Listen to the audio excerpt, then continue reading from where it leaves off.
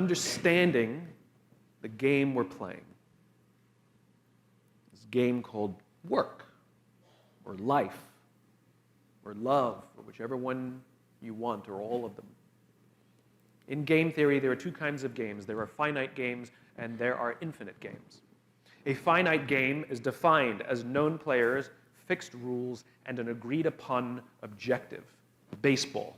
We all agree what the rules are, and at the end of 9 innings, whoever has more runs, we declare the winner, and the game is over. No one ever says, wait, if we can just play 3 more innings, I know we can come back and win.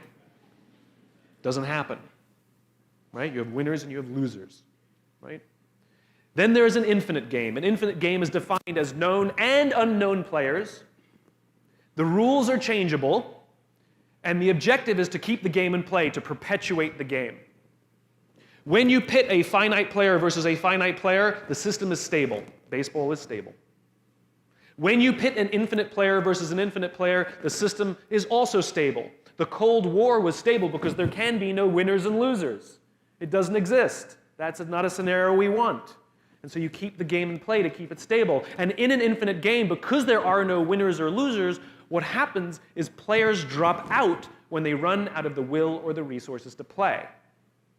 And then they're replaced by other players. The game perpetuates. The players change out. Problems arise when you pit a finite player versus an infinite player, because the finite player is playing to win, and the infinite player is playing to stay in the game. And the finite player will always get frustrated. They will find themselves in quagmire. This was the United States and Vietnam. We were fighting to win. They were fighting for their lives. This was the Soviet Union in Afghanistan. They were fighting to beat the Mujahideen. The Mujahideen would fight for as long as was necessary. Now, let's look at the game of business. The game of business is, by its very definition, an infinite game. It has pre-existed before every single company on this planet ever existed, and it will outlast every single company on this planet. But if you listen to the words of most companies, they don't know the game they're in. You listen to companies, they want to be number one. Based on what metrics? Based on what time frames? Revenues? Market share? Square footage? Number of employees? Based on a quarter, a year? 5 years? 10 years? 50 years? I didn't agree to those standards. You can't suddenly just arbitrarily say we're number one. No one else agreed to the standards. It's nonsense to beat our competition. Based on what? And they study their competition, trying to outdo their competition. And yet, I've never heard of a company that's taken down by the competitors they know. They're always taken down by the competitors they don't know. Do you think MySpace knew that Facebook existed? They were worried about Friendster.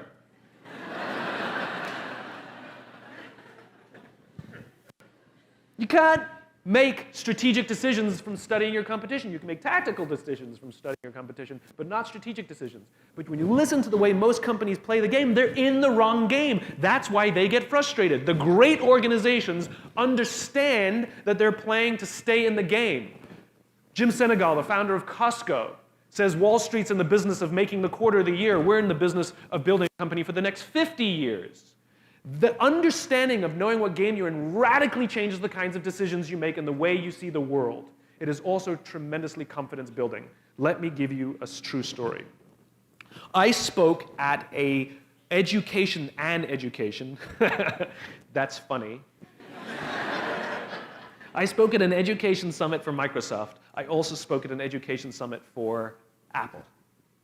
At the Education Summit for Microsoft, I would say that 70% of the executives spent about 70% of their presentations talking about how to beat Apple. At the Apple Education Summit, 100% of the executives spent 100% of their presentations talking about how to help teachers teach and how to help students learn. One is playing this way, and one is playing that way. One is playing finite, and the other one is playing infinite. Guess which one gets frustrated?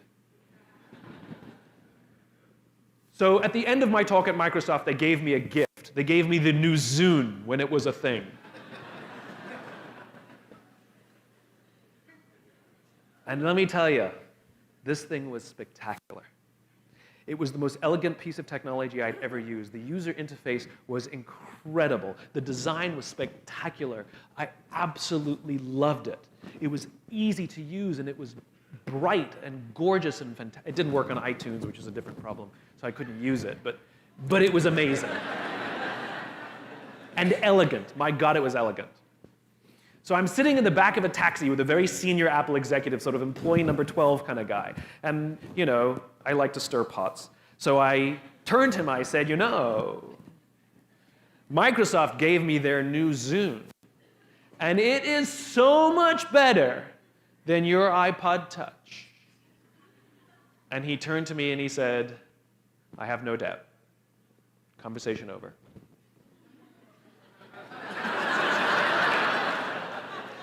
Because the infinite player understands sometimes you're ahead and sometimes you're behind.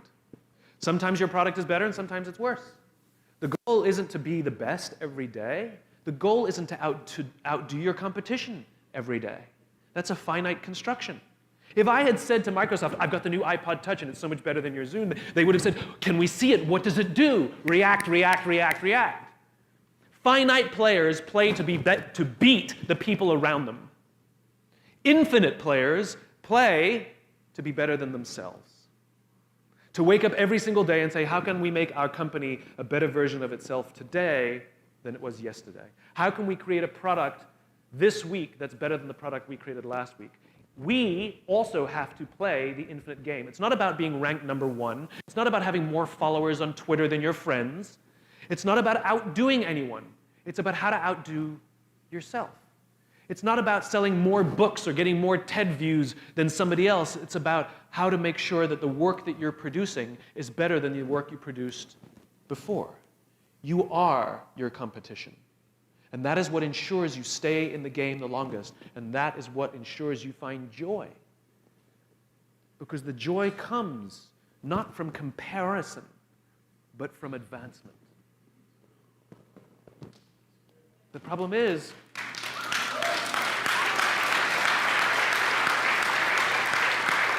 is, we're human beings, and we love to compare. We love a ranking. Oh, we love a ranking. Top 10 this, top 100 that. Oh, we love a ranking. You know? Every industry has got its own rankings, and we love to be on those rankings, even though most of the rankings are arbitrary, and you can pretty much foil most of them. You can buy your way onto most of them, right? But I'm on the list, right? They did a study, who do all the studies. They did a study where they asked people if they wanted a free $400,000 house on a block where all the other houses are $100,000, or a free $1 million house on a block where all the other houses are $4 million. Most people took the $400,000 house. We just love to be better than each other. But that is a depressing way to live a life. What I urge you to do, if you are not a millennial, is to have a little empathy for the millennials around you. They were dealt a bad hand, and unfortunately, we have to help them build their confidence, find their patience, and break the habit from their technology so that they can learn the social skills that they need to live happy, joyful lives. If you are a millennial, it's not you.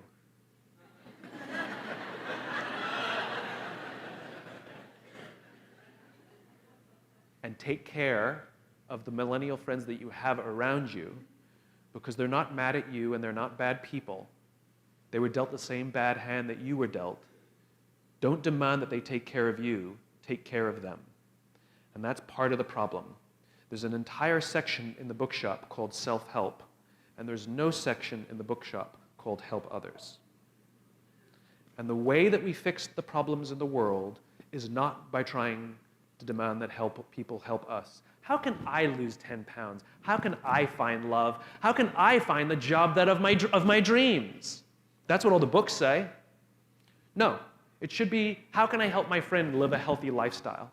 How can I help my friend find a lifetime of fulfillment? That's what it's about. It's about service to others, because that's what it means to be human. Everything about our makeup, our biology and our anthropology is designed to get us to look after each other. Everything about our makeup is designed to get us to take care of each other. That's why an event like this feels better than watching it online. because we get to sit next to each other. We get to sit with each other. It's nicer for me too. It's much nicer for me to be here with you because we're social. But we all have a responsibility in this tribe. If you want to have a happy, successful, fulfilling, confident life, you have to commit yourself to take care of the people around you. That's just how it works.